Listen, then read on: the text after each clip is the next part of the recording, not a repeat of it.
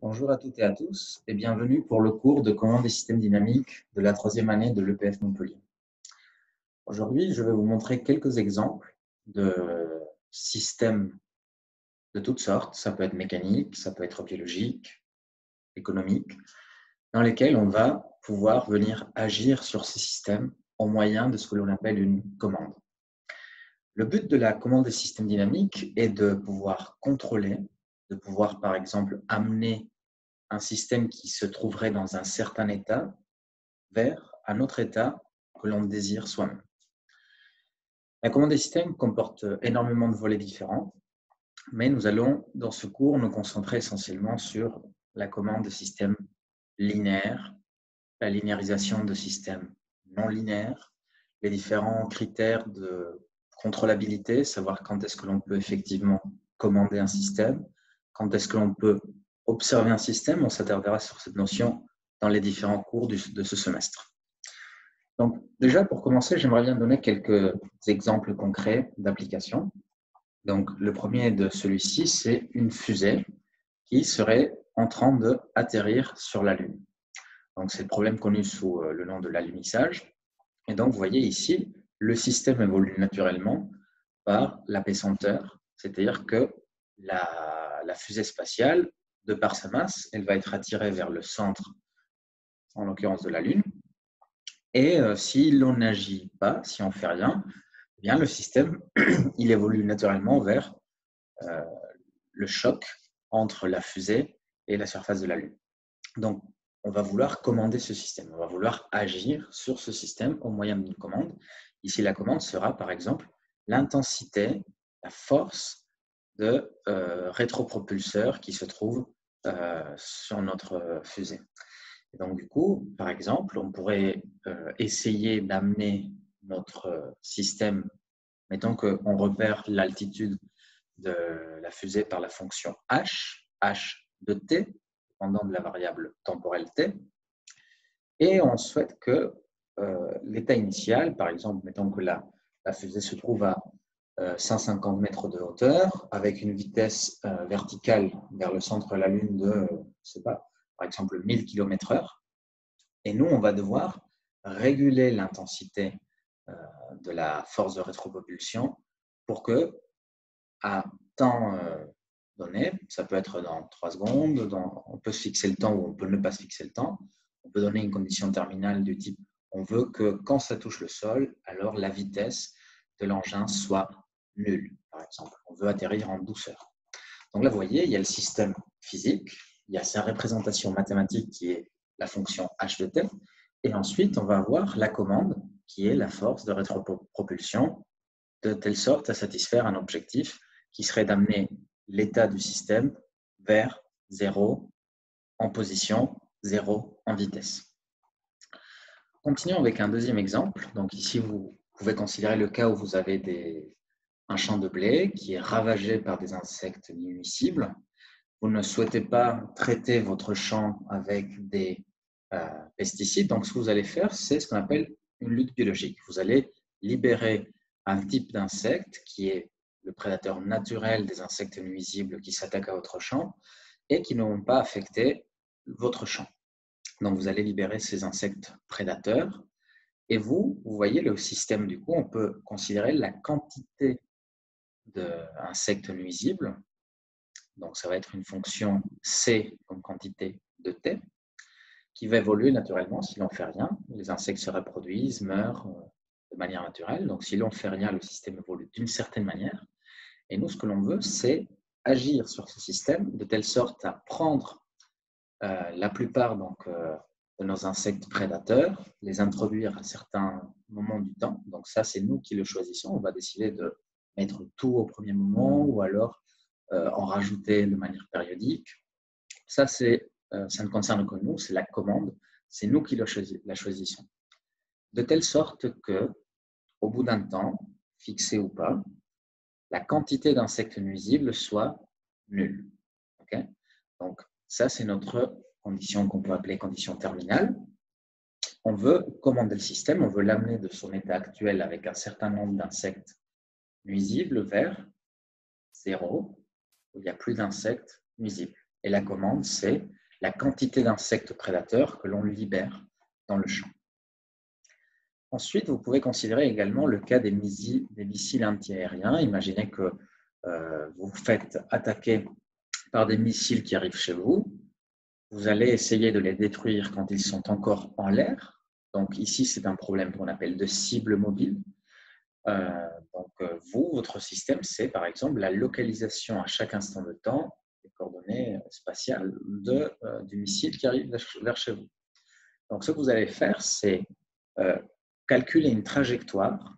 Donc vous allez lancer un autre missile qui se trouve à une certaine localisation géographique. Et vous allez faire en sorte de le piloter, de le commander de telle sorte qu'il arrive à un moment dans l'espace aérien avant qu'il touche le sol pour le détruire. Alors ici, en l'occurrence, c'est un problème qui, comme vous voyez, la cible elle est mobile, c'est-à-dire qu'on doit être capable à tous les instants de temps de recalculer la trajectoire, puisqu'il faut estimer l'endroit potentiel où ça va impacter le sol, il va falloir décider à quel endroit on le détruit. Par exemple, typiquement, si en dessous il y a une ville, on va essayer de ne pas le détruire juste au-dessus de la ville. Donc il y a tout un nombre de contraintes qui peuvent rentrer en jeu. Donc là, ici, en l'occurrence, c'est la commande avec des contraintes supplémentaires qui peuvent être du type le détruire en dehors de zones habitables.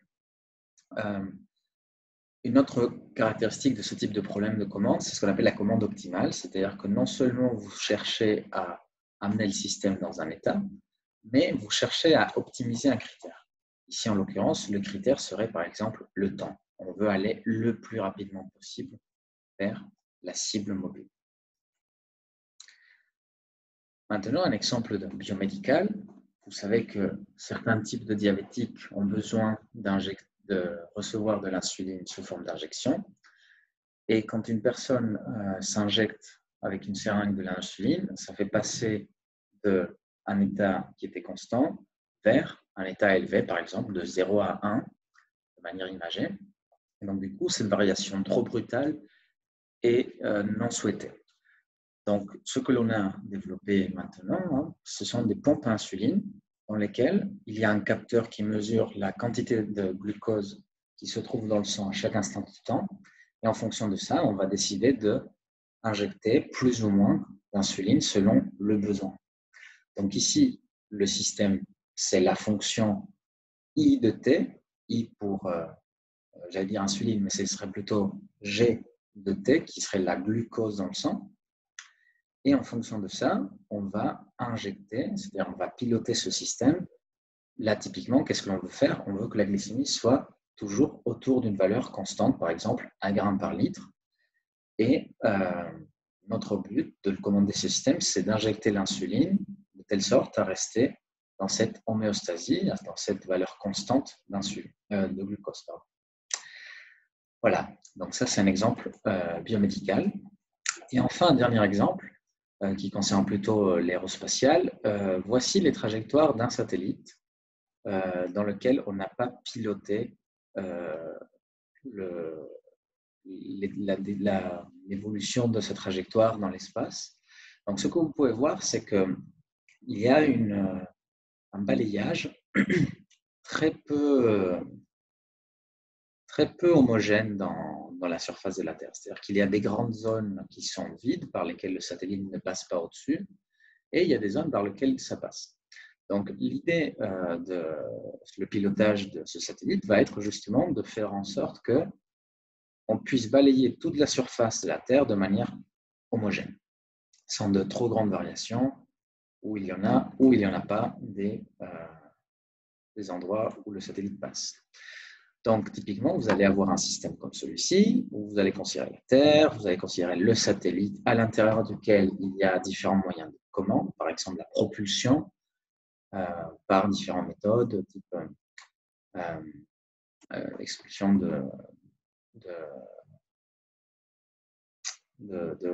j'allais dire d'air, mais ce n'est pas tout à fait de l'air, puisqu'il n'y a pas d'air dans l'espace.